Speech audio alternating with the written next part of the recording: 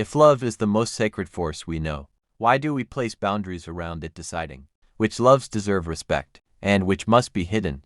This video challenges centuries of rules, beliefs, and taboos, revealing how society shapes our deepest connections. Watch to question, reflect, and perhaps see love in a way you never have before. Welcome to Axis of Curiosity, a space where we ask the questions that challenge traditions, spark new perspectives, and explore the truths that shape our lives. In this video, we dive into why certain loves are celebrated while others are silenced, and what that says about our society. If you value thought-provoking conversations that open your mind, you're in the right place. Don't forget to like this video, subscribe to the channel, and share it with someone who's ready to see love from a deeper, more honest angle. In American society, love is often portrayed as the highest expression of human connection, something sacred, universal, and inherently good. From childhood, people grow up surrounded by stories, films, and songs that present love as the ultimate goal, an experience that completes and dignifies life. Psychologists like Carl Rogers have noted that genuine love fosters self-actualization, helping individuals grow into their best selves. Modern culture reinforces the idea that love is a human right, regardless of gender, background, or belief. Yet this ideal is not only rooted in romanticism, it also draws from religious traditions that describe love as divine, something that reflects God's own nature. Churches, poets, and even political leaders have spoken of love as a force that transcends personal interest and unites communities. In today's diverse America, this sacred view of love adapts to include relationships once ignored or condemned, reflecting the nation's evolving moral compass. Still, beneath this celebration lies an unspoken tension between love as a universal good and the rules society places upon it. Across history, love has taken many forms, some celebrated, others condemned depending on the culture and era in which it existed. Ancient Greece openly embraced same-sex relationships alongside marriage, seeing them as a natural part of human expression, while medieval Europe, under strong church influence, strictly confined love to heterosexual marriage.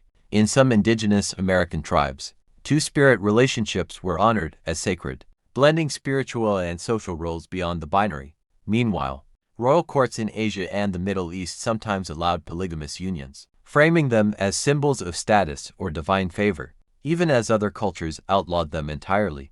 Anthropologists like Helen Fisher point out that the meaning of love is deeply shaped by social structures, religion, and economic needs, not by any single natural standard. Over time, laws and doctrines have alternately expanded and restricted what kinds of love could be publicly recognized. This shifting acceptance reveals that love itself is constant in human nature, but the rules around it are fluid, mirroring the power dynamics and values of each age. The rules that define which kinds of love are acceptable often emerge from a complex blend of religion, tradition, and law, each shaping the boundaries of relationships in different ways. Religious teachings, whether from the Bible, the Quran, or other sacred texts, have long provided moral frameworks that many communities adopt as social norms, framing certain forms of love as blessed and others as sinful. Traditions, passed down through generations, embed these moral codes into cultural identity, creating unwritten expectations about who one should love, marry, or avoid. Laws then translate these beliefs into enforceable rules, granting legitimacy to some unions while criminalizing others. In the past, these three forces often reinforced one another, making change slow and resistance costly. Yet in modern America, shifting values and constitutional rights increasingly challenge older definitions, with courts and legislatures redefining marriage, gender roles, and personal freedom. This constant negotiation shows that the boundaries of love are not fixed. They are socially constructed and can evolve when belief, culture, and justice collide. When love collides with social morality, the result is often a deep and painful tension between personal truth and collective judgment. An individual may feel an undeniable bond with someone, yet face condemnation because that relationship defies cultural or religious norms. In American history, interracial couples once endured legal bans and public scorn, not because their love was less genuine, but because society deemed it unacceptable. Today, similar conflicts play out for same-sex partners, interfaith couples, or those choosing unconventional family models. Psychologists note that such clashes create cognitive dissonance, forcing people to choose between authenticity and belonging. Social morality, shaped by centuries of tradition, often acts as a gatekeeper, claiming to protect values while, in reality, limiting human freedom. The pressure to conform can lead to secrecy, guilt, or estrangement from one's community. Even when no harm is caused by the love itself, this ongoing struggle reveals how morality, when rooted in exclusion, can become less about protecting people and more about preserving power over their choices. The human cost of forbidden love is measured not only in broken hearts but in lives reshaped by loss, fear, and silence. Throughout history, countless couples have been forced to hide their relationships, living in secrecy to avoid judgment, legal punishment, or even violence.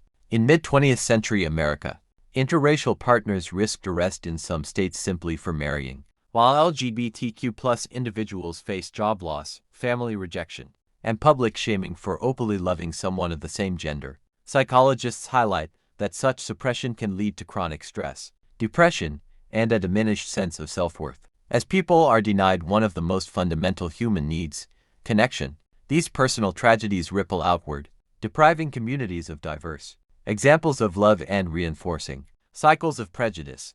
Even today, in a nation that celebrates freedom, many still navigate the quiet pain of knowing their most meaningful relationship is deemed unacceptable by others. This emotional toll underscores how costly it is both individually and socially when love is policed instead of honored.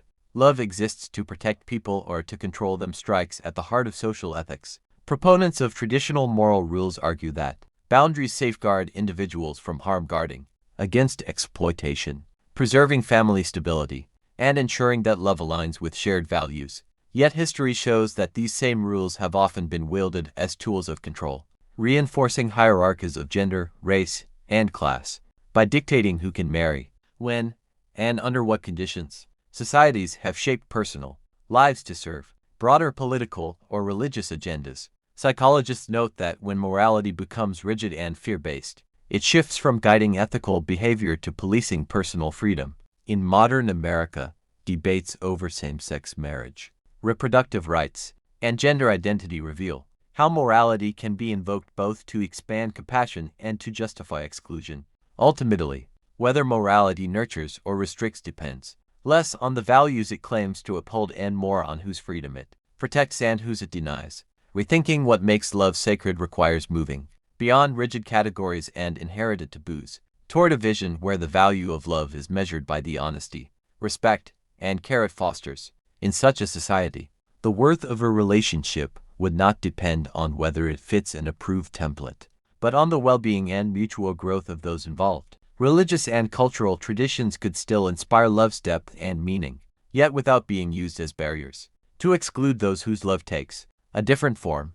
By embracing a broader definition of sacredness, we acknowledge that love at its best creates connection, heals divisions, and strengthens the human spirit. A future built on this understanding would honor love in all its diversity, seeing it not as a privilege granted by institutions, but as a birthright of every person.